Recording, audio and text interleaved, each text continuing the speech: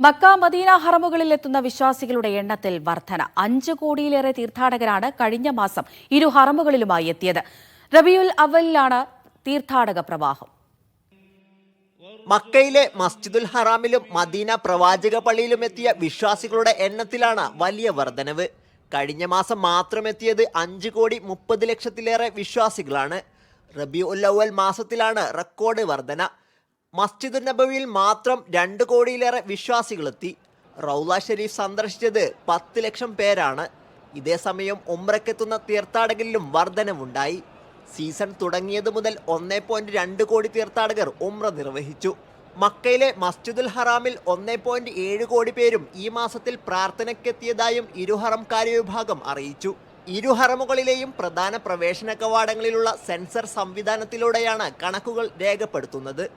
തിരക്ക് നിയന്ത്രിക്കുന്നതിനും സന്ദർശകരുടെ സേവനങ്ങൾ നിരീക്ഷിക്കുന്നതിനും സെൻസറുകൾ സഹായിക്കും. Sabith Saleem, media 1, Mecca.